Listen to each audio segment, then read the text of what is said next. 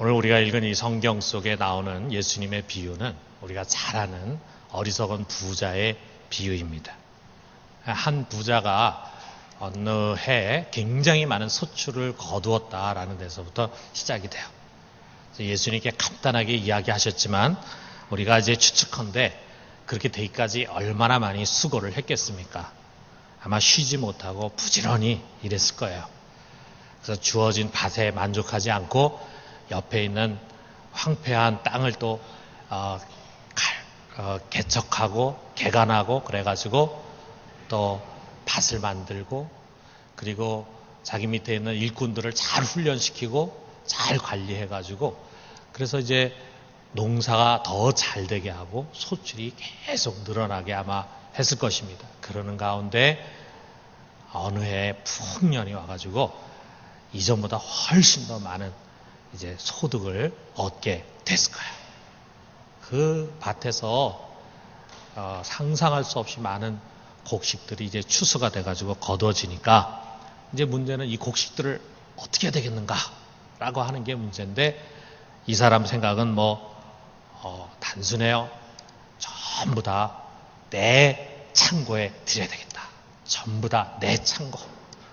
누구 나눠주거나 뭐하거나 이런 거 전혀 없이 다 내 창고에. 그런데 내 창고에 쌓으려고 보니까 창고가 너무 작아. 그럼 어떻게 해야 되나? 창고를 새로 짓자. 해가지고 그 작은 창고를 다 허물고 거기 아주 큰 창고를 지었습니다. 그리고 거기에다가 곡식들을 차곡차곡 꽉 채웠습니다. 보니까 몇 년 동안은 일하지 않고 넉넉히 먹을 수 있을 것 같아.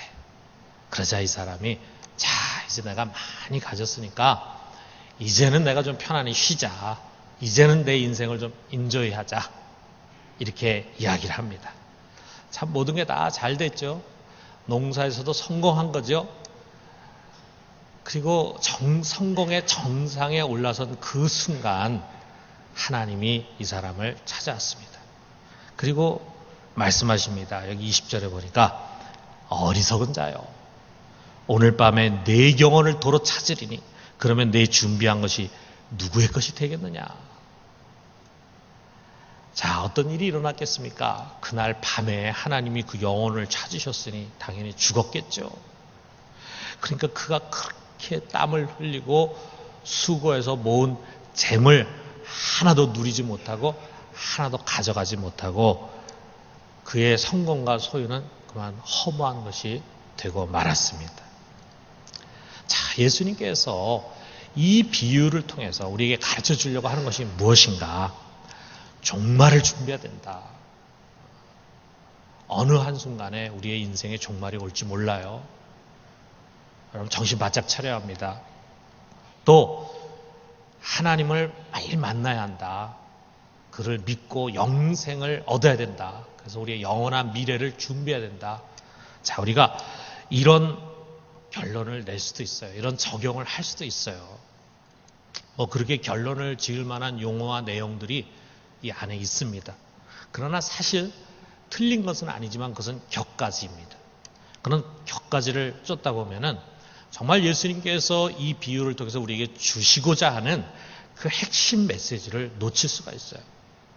자, 이 비유를 예수님께서 하시게 된 동기가 먼저 소개가 되고 있습니다. 우리가 그걸 한번 살펴봐요. 어떤 일이 일어났느냐.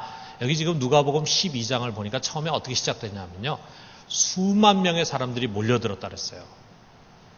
그래가지고 서로 발 디딜 틈이 없을 정도라 그랬어요. 얼마나 많은 사람들이 예수님의 말씀 듣고 그리고 병 고침 받기 위해서 몰려왔는지 모릅니다. 수만 명 그러면은 유대 전역에서 이제 온 거죠. 그런데 예수님께서 설교를 이제 하셨습니다. 그리고 났을 때 그 무리 중에서 한 사람이 예수님 앞에 나와가지고 간청을 합니다. 뭐라고 간청하느냐? 13절에 보니까 선생님, 내 형을 명해서 유산을 나와 나누게 하소서 이렇게 이야기를 합니다. 우리 여기 딱 한 줄로 돼 있으니까 우리가 더 이상 자세하게는 알 수 없지만 우리가 상상하건대 이 사람은 지금 굉장히 자기가 억울하다고 생각해. 그리고 형이 불의하다고 생각해. 그래서 이 문제를 이제 예수님의 도움을 받아서 좀 해결받고자 하는 거예요. 아마도 형이 이 동생에게 줘야 할 유산의 몫까지도 자기가 부당하게 이제 독식했던 것 같아요. 그러니까 이 동생은 뭐 유산이 얼마나 되는지 모르지만 뭐 아주 작은 거였으면 그래 신경 안 쓸 수 있겠죠. 유산이 굉장히 많았을지 몰라요. 유산이라는 게 얼마나 좋습니까? 우리 중에 유산 받으신 분 혹시 있을지 모르겠는데 그야말로 정말 땀 하나 흘리지도 않고 수고하지도 않고 부모가 고생해서 모은 돈을 고스란히 받는 거 아니에요? 얼마나 좋습니까? 좋다 그럽디다. 저는 안 받아서 잘 모르지만. 그런데 지금 큰 유산을 자기가 받아야 되는데 이걸 형이 다 빼앗아 갔으니까 이 사람 머릿속에는 그 생각으로 꽉 차 있는 거예요. 그러니까 예수님께서 하시는 설교 말씀이 귀에 안 들어오겠죠. 이 사람은 지금 수만 명을 동원해가지고 그들에게 설교하시는 이 카리스마가 차고 넘치고 힘이 있어 보이는 이 예수 선생님을 통해서 자신의 이 억울함을 이제 호소하고 해결받기를 원하는 거예요. 이때 예수님께서 그 말을 듣고 어떻게 반응하셨습니까? 여기 14절을 보니까 이 사람아 누가 나를 너의 재판장이나 물건 나누는 자로 세웠느냐 이 말씀하시는 거예요. 참 냉정해 보이죠. 예수님의 이 말씀은 우리가 이 세속의 문제, 세상을 살아가면서 이런저런 억울한 문제들, 답답한 문제들 생길 수 있잖아요. 실제로 여기 있는 것처럼 정말 유산의 문제를 놓고 형제들과 다투는데 너무 억울해. 우리가 그런 문제를 주님 앞에 가지고 나와서 기도할 수도 있지 않겠습니까? 그런 옳고 그름의 중재자나 또는 판결자로 서는 것을 거부하시는 것이 아니에요. 근데 왜 이렇게 냉정하게 대답을 하셨는가? 주님은 지금 이 사람 속에 있는 진짜 심각한 문제를 보시는 것입니다. 겉으로는 옳고 그름을 따지면서 예수님이 이럴 수가 있습니까? 우리 형이 이렇게 불의할 수가 있습니까? 저는 억울합니다. 억울함을 호소하고 예수님은 힘이 없는 약자의 편이시죠. 저의 약자의 편에 서가지고 정의를 좀 세워주십시오. 뭐 이렇게 그럴듯한 말과 주장과 생각을 이야기하고 있지만 이 사람의 가장 밑바닥에 자리 잡고 있는 것이 있는데 그것이 뭐냐? 다름 아닌 탐심이에요. 탐심. 예수님 이거 보시는 거예요. 우리가 사람들은 이런 걸 잘 못 보죠. 겉으로 그럴듯하게 이야기하고 뭐 정의를 얘기하고 평등을 얘기하고 막 이러면은 뭐 대단한가 보다 그렇지만 그 사람 가장 깊은 곳에 동기가 불순할 수도 있어요. 우린 그런 걸 잘 못 보지만 주님 그걸 보시는 거예요. 그러므로 예수님은 이 사람뿐만이 아니라 이것을 계기로 거기에 둘러선 사람들에게 중요한 진리를 가르쳐 주십니다. 15절에 있는 말씀인데 자, 15절에 있는 말씀 같이 한번 읽어봅시다. 삼가 모든 탐심을 물리치라. 사람의 생명이 그 소유에 넉넉한 데 있지 아니하니라. 참 이 메시지가 아주 중요한 메시지. 탐심은 무서운 것이다. 진드기같이 거머리같이 우리에게 달라붙어 여간에서는 그게 떨어지지가 않습니다. 그래서 우리 조심해야 된다 이거예요. 우리도 모르는 사이에 벌써 탐심이 탁 우리 속에 붙어 있어요. 그것이 우리를 조종해. 그러니까 온갖 탐욕을 멀리해라. 우리가 많은 것을 소유한다고 해서 많은 돈을 갖고 있고 많은 재산을 갖고 있고 좋은 집을 갖고 있다고 해서 거기에 사람의 생명이 달려있는 것이 아니다 말씀하십니다. 자, 여기서 지금 사람의 생명이 그 소유에 넉넉한 데 있지 않다라고 할 때 그 사람의 생명이라는 말이 어떤 뜻이냐. 물론 우리가 육신의 생명이라는 말이 될 수도 있고 또 영적인 생명으로 이해할 수도 있을 거예요. 그런데 이 말씀을 하시는 예수님의 전체적인 뜻을 고려할 때 그보다는 생명의 본질, 가치 있는 삶으로 이해하는 것이 더 바람직합니다. 놀랜드라고 하는 신학자는 인간적으로 의미 있고 만족스러운 삶으로 해석을 했어요. 자, 그러니까 다시 말하면은 진정한 삶의 본질과 가치라고 하는 것, 정말 가치 있는 삶을 산다고 하는 것은 소유가 얼마나 많이 있느냐 여기에 달려있는 것이 아니다. 그런 말씀입니다. 저는 오늘 이 시대에 이 예수님의 가르침이야말로 모든 사람들이 예수 믿는 사람들뿐만이 아니라 세상의 모든 사람들이 귀를 기울여야 하는 그런 중요한 메시지라고 생각해요. 여러분 우리 시대에 가장 무서운 유혹이 뭡니까? 탐욕입니다. 탐욕. 우리는 알게 모르게 이 탐욕에 연단된 사람들이에요. 탐욕에 길들여져 있는 사람들이에요. 이게 뭐 세상에 정말 나쁜 짓 많이 하고 그리고 누가 보더라도 아주 욕심스럽게 살아가는 그런 사람들만 해당되는 것이 아니라 여기 같이 예배드리고 있는 예수를 믿는다고 하는 우리들도 정도의 차이가 있지 다 알게 모르게 이 탐욕에 감염이 돼 있습니다. 물들어져 있어요. 우리의 많은 행동 그리고 많은 결정의 밑바닥에는 이 탐욕이 자리 잡고 있어요. 주님께서 그랬잖아요. 너희가 받지 못하면 구하지 아니함이고 구해도 받지 못하면 정욕으로 쓰려고 잘못 구함이라 그랬는데 참 이 말씀이 참 어렵습니다. 왜냐하면 우리 속에 하나님께 기도하고 구하는 그 밑바닥 속에는요 이 탐욕이 많이 있어요. 우리는 그걸 숨길 수 있지만 우리 중심 보신 하나님은 그것을 아신다고요. 보신다고요. 심지어는 우리 교회 안에서야 다 주일에 이렇게 모이면 다 천사 같고 또 교회 안에서야 또 자기를 다 누르고 이렇게 절제된 언행을 이렇게 보이지만 우리 삶의 자리에 들어가서는요 직장이라든지 가정이라든지 인간관계 속에 들어가서는요 우리 속에 숨겨져 있는 탐욕이라는 게 여지없이 드러나요. 그럼 세상 사람들과 같이 그 탐욕 때문에 싸우고 다투고 그들의 비리에 같이 동참하고 하는 일들이 그리스도인들 속에도 너무 많다 이거예요.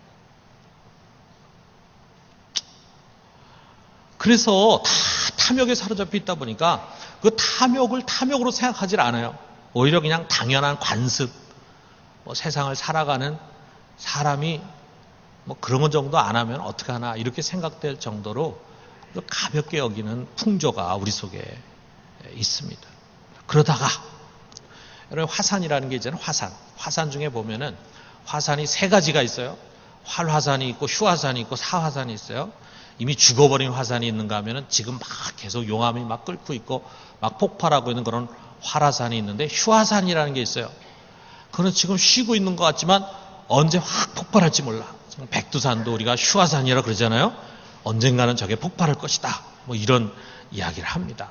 그런데 이렇게 휴화산이 갑자기 폭발을 일으키는 것처럼 탐욕이라고 하는 것이 쌓이고 쌓이다가 커다란 사회적인 문제로 폭발이 되는 일들이 종종 있습니다. 그러면 사람들이 그동안에 당연시 여기면서 살아왔던 것에 대해서 문제의식을 갖게 돼요. 이게 아니었구나. 나도 그런 짓을 했는데 나도 그런 생각을 품었는데 그게 이런 큰 엄청난 문제를 일으킬 수 있는 소지를 갖고 있었구나 하면서 자기 반성을 이렇게 하게 돼요.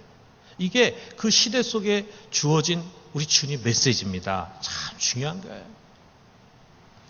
여러분 우리가 잘 아는 것처럼 이미 6년이 지나갔지만 2008년 9월에 미국의 최대 투자은행이었던 리먼 브라더스가 파산을 했습니다.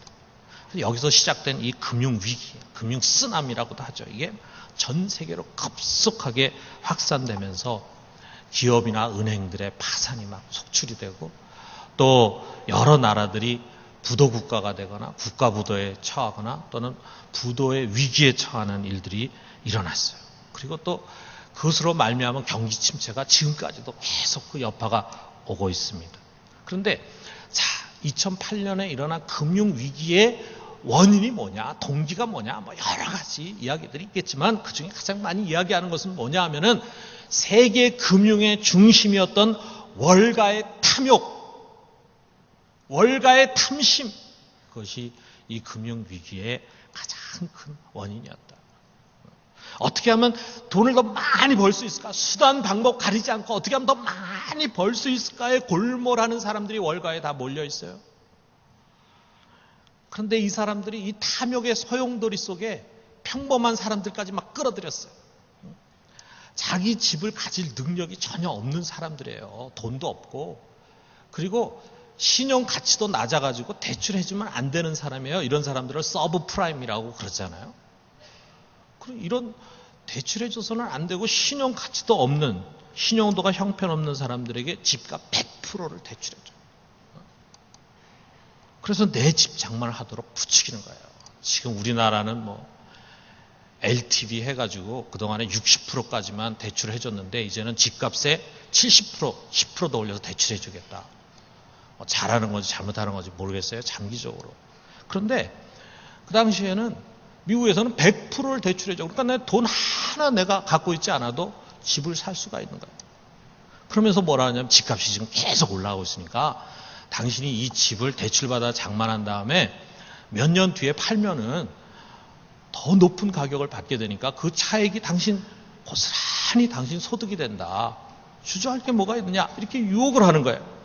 이 말에 솔깃해가지고 너도 나도 빚을 짊어지고 그럴듯한 집을 샀습니다. 그리고 그 그럴듯한 집에서 사니까 마치 자신이 중산층이 된 것처럼 착각을 하는 거죠. 그리고 그들이 써준 빚 증서 있잖아요. 대출받아서 써준 빚 증서가 이게 채권이에요. 그게 투자은행에 넘어가. 그러니까 투자은행에서는 그걸 가지고 막 온갖 금융상품을 막 만들어가지고 재테크를 좀 하고 싶어 하는 사람들, 거기에 솔깃한 사람들에게 또 그걸 팔아 넘겼습니다. 그 당시에 이 미국 사람들의 밑바닥에 깔려있는 가치가 이거예요. 뭐냐면 탐욕은 선이다. 가장 중요한 것은 나다. 나는 이 모든 것을 원하고 지금 당장 그것을 갖고 싶다. 사람들이 이런 분위기에 막 휩싸인 거야. 막 너도 나도 집 사고. 너도 집 사서 나도 집 샀는데. 그런데 알고 보면은 다 빚내가지고 집 산 거야. 집을 가질 만한 그런 아직 실력이 안 돼. 좀 더 착실하게 돈을 모아가지고 어느 정도 능력이 될 때 대출 받아가지고 사면 문제가 없는데 안 되는 사람들이 막 욕심에 사로잡혀가지고 그렇게 합니다. 그러다가 금리가 올라가기 시작하는 거예요. 금리가 올라가니까 대출 이자가 막 커지니까 그게 부담스러워지죠. 그러니까 서민들이 너도 나도 대출 이자 내기 어려우니까 집을 내다 팝니다. 그럼 어떻게 되겠어요? 집값이 폭락을 하는 거죠. 그렇게 되니까 어떻게 됩니까? 신용 불량자가 되는 거예요. 원금도 못 갚아 손을 들어버립니다. 수많은 사람들이 신용 불량자가 돼가지고 원금을 갚지 못하니까 어떻게 되겠어요? 그걸 꿔준 은행이 부실해지는 거죠. 그러다 보니까 그만 부도가 나는 은행들이 속출하게 되는 거죠. 이 모든 것이 뭡니까? 결국 탐욕의 결과, 탐욕의 결과. 그런데 이것을 통해서 금융위기로 세계 경제가 막 흔들리고 막 직장을 잃는 사람들이 생기고 흔들흔들 하니까 사람들의 관심은 재빨리 어디로 가냐면 도대체 이 위기가 언제 끝날 것인가 여기에 몰리는 거예요. 경기가 침체되고 도산하는 기업들이 나오고 재정 압박이 심해지니까 살기가 힘들어지죠. 그러니까 도대체 왜 이런 일이 일어났고 무슨 문제가 있었는가라고 하는 것을 돌아보면서 반성하면서 이제 다시는 이런 일이 일어나지 않도록 우리가 우리의 삶을 바꿔야 되겠다 이런 생각을 갖기보다는 무슨 수를 써서라도 이 불편한 경제 위기를 벗어나고 싶다고 하는 것에 온 신경이 모아지는 거예요. 그러면서 무엇을 고치고 변화받기보다는 다시 통상적인 경제 상태로 돌아가고 싶다고 갈망하는 것입니다. 그래서 이 2008년 금융위기가 난 바로 다음에 2009년에 스위스에서 다보스 포럼이 열렸는데 거기에서 아예 노골적으로 CNN 방송은 화이트보드를 갖다가 거기에 참여한 아주 이름난 기업 회장들에게 이 경제 위기가 언제 끝날 것인지 당신이 예상하는 시점을 여기다 적어라. 그래서 그거를 막 방영하고 막 그랬습니다. 그랬을 때 여기에 초청받은 복음주의적인 정치 신학자 짐 월리스라고 하는 사람이 있는데 이 짐 월리스가 이 CNN의 질문은 근본적으로 잘못된 것이다. 물론 우리가 언제 이 경제 위기가 끝나느냐라고 하는 것에 관심 갖는 것은 당연하지만 이 질문보다 우리가 더 본질적으로 해야 하는 질문은 이 위기가 우리를 어떻게 변화시킬 것인가? 이 위기를 통해서 우리가 어떤 변화를 가져야 할 것인가? 이걸 고민하고 이거를 질문해야 된다. 라고 강조했어요. 그러면서 그가 이렇게 얘기했어요. 통상적인 기업 행위로 돌아간다는 것은 이 위기가 우리에게 제공한 기회, 즉 그동안의 방식을 바꾸고 우리의 가장 오래되고 가장 좋은 가치로 되돌아갈 기회를 놓친다는 뜻이다. 다시 또 옛날로 돌아가려고 한다고 하는 것은 우리에게 주어진 이 시대적인 큰 사건, 이 위기를 통해서 우리에게 주어진 정말 다시 바르게 회복하는 그 기회를 우리가 놓쳐버리는 것이다 라고 이야기하는 거예요. 여러분 최근에 우리나라에도 이런 숨겨졌던 탐욕이 폭발한 사건이 있었잖아요. 세월호 침몰. 우리가 뭐 다 아는 이야기지만 우리는 이 사건을 옆에서 이렇게 지켜보면서 정말 끊임없이 펼쳐진 탐욕의 고리들을 보게 됩니다. 그 배를 운영하는 회사, 그리고 그 배후의 실권을 갖고 있는 이단 교주, 그리고 구조기관들, 관료들, 나아가서는 정치인들. 이 모든 것이 돈을 좀 더 벌기 위해서라고 하는 사이비 진리 앞에 머리를 숙이는 거예요. 이것이 옳으냐 그르냐 이게 문제가 안 돼요. 이거 해도 되는 거냐 해서는 안 되는 거냐, 이게 양심적인 것이냐 양심적인 것이 아니냐, 이것을 통해서 사회에 기여하는 것이냐 아니면 사회에 큰 해를 미치는 것이냐, 이런 질문을 하지 않습니다. 그것이 삶의 기준과 행동의 기준이 아니에요. 돈을 좀 더 많이 벌 수 있다면 불법을 저지르는 것도, 불법을 묵인해 주는 것도 문제가 안 돼요. 이런 탐욕 덩어리들이 폭발하면서 수많은 어린 생명들이 날아가 버렸어요. 뭐 여기에 관련된 사람들만 그러겠습니까? 우리나라 어디를 파도 물이 나오잖아요. 저기 중동은 어디를 파도 석유가 나온다 그러는데 우리는 어디를 파도 물이 나오잖아요. 그런 것처럼 우리 사회는 어디를 쑤셔도 부정한 게 나와요. 거짓되고 잘못되고 해서는 안 되는 그런 일들을 한 것이 나와요. 근데 그 목적과 이유가 뭐냐 하면 다 똑같아요. 돈을 좀 더 벌려고, 돈을 좀 더 가지려고 해서는 안 될 일을 하는 거예요.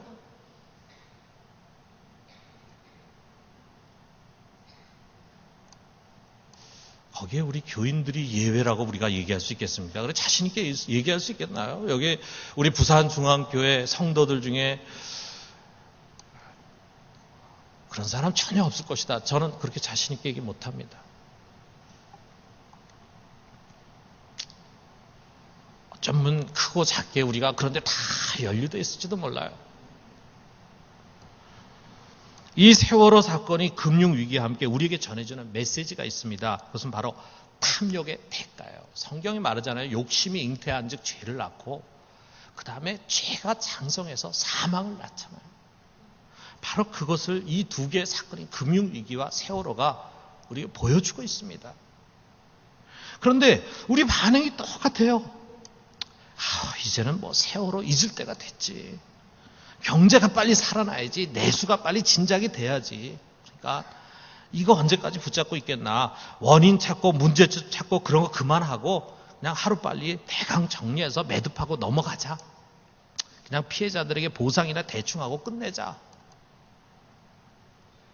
이 큰 사건이 우리 사회의 근본적인 가치와 체질 나아가서는 시스템의 변화를 가져줄 수 있는 계기가 돼야 되는데 우리는 결국 그런 것들을 다시 주머니에 집어넣고 옛날 다시 통상의 삶으로 회귀하고 싶어 합니다. 그래서 이런 생각의 변화들이 흐름이 있다 보니까 거기에 연관되어 있는 비리에 연관되어 있는 사람들이 미꾸라지가 쏙쏙 다 빠져나가. 그래서 이제 아이고 살았다. 그러면 아이고 살았다 한 다음에 하지 말아야 되는데 아이고 살았다. 다음에 또 걸려도 또 살아날 수 있겠지 하고 또 합니다. 뭐가 달라졌습니까, 여러분? 이 사건을 통해서 우리에게 어떤 변화가 주어졌나요? 우리가 한번 곰곰이 생각해 봐요. 제가 생각할 때는 없는 것 같아요. 다시 또 도루묵이 된 것 같아요. 다 발가벗겨지고 메스가 가해질 뻔했던 우리의 탐욕이라는 것이 재빨리 다시 수면 아래로 내려가서 아주 활발하게 또 움직입니다. 그러나 여러분, 언제가 때가 되면은 그것은 다시 무서운 폭발로 드러나게 될 것입니다. 우리가 이런 끔찍한 사건을 맞이하면서도 그런 부분을 해결하지 못하면은요, 다음에 또 그런 일들이 일어나게 될 거예요. 여러분, 예수님이 우리에게 가르치려고 하는 것은 이것입니다. 탐욕이라는 것은 대단히 무서운 것이다.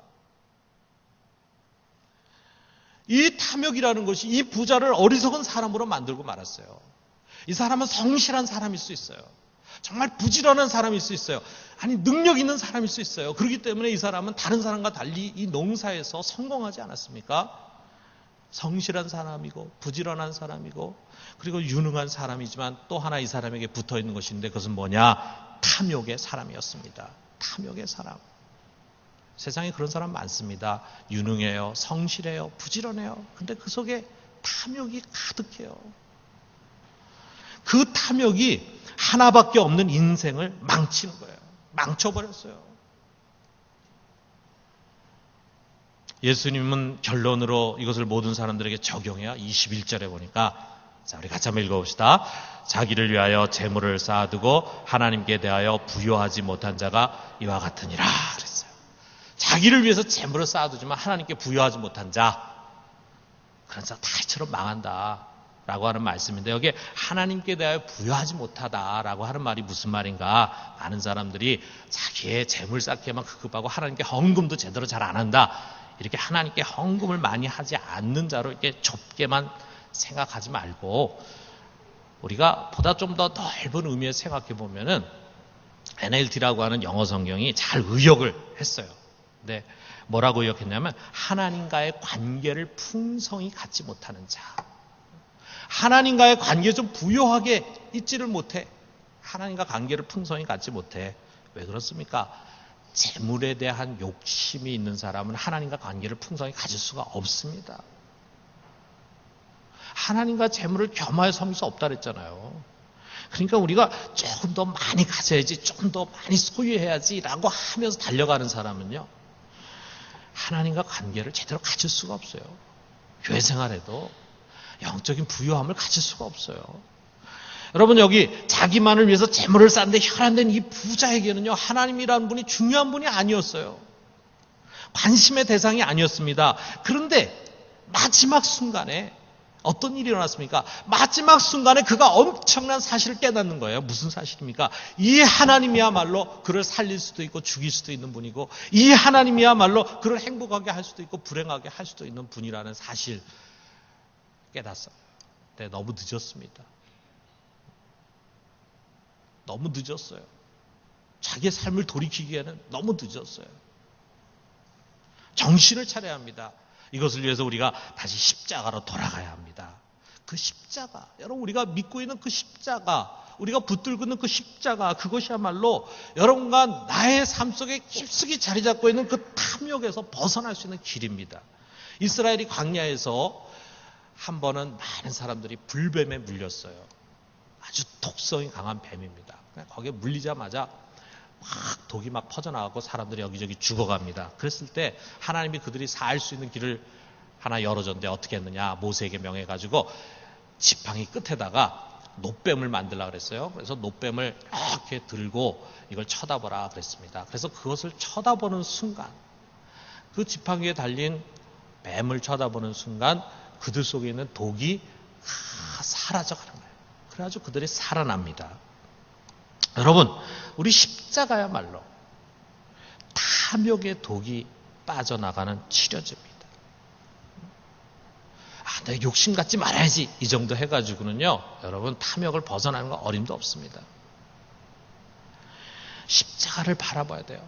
그 십자가에서 우리는 못 박히신 예수 그리스도를 만납니다. 그 주님은 우리를 위해서 자기를 비우셨어요.